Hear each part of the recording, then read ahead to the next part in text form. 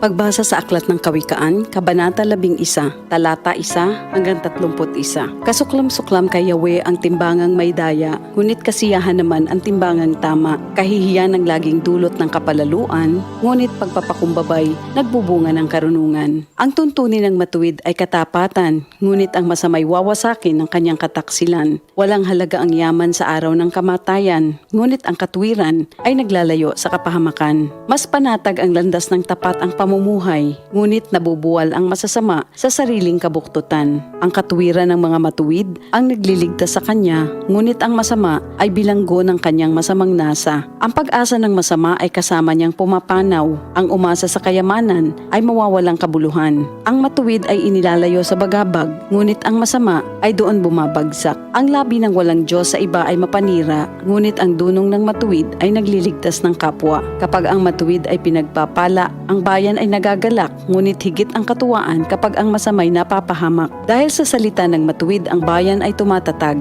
ngunit sa kasinungalingan ng masama, ang lungsod ay nawawasak. Ang kapos sa kaalaman ay humahamak sa kapwa, ngunit laging tahimik ang taong may unawa. Walang maitatago sa bibig ng madaldal, ngunit ang tunay na kaibigan, iyong mapagkakatiwalaan. Sa kakulangan ng tuntunin ng bansa ay bumabagsak, ngunit sa payo ng nakararami, tagumpay ay tiyak. Ang nananagot para sa iba, sa gusot ay nasasadlak, ngunit ang ayaw gumarantiya ay malayo sa bagabag. Ang babaeng mahinhin ay nag-aani ng karangalan, ngunit ang walang dangal, tambakan ng kahihiyan. Lagi sa kahirapan ang taong tamad, ngunit masagana ang buhay ng isang masipag. Ang taong mabait ay nag-iimpok ng kabutihan, ngunit winawasak ng marahas ang sarili niyang buhay. Ano man ang anihin ng masama ay walang kabuluhan, ngunit ang gawang mabuti ay may pagpapalang taglay. Ang taong nasa matuwid ay makasusumpong ng buhay, ngunit ang landas ng masama ay patungo sa kamatayan. Ang kaisipang masama kay Yahweh ay kasuklam-suklam, ngunit ang lakad ng matuwid kay Yahweh ay kasiyahan. Ang taong masamay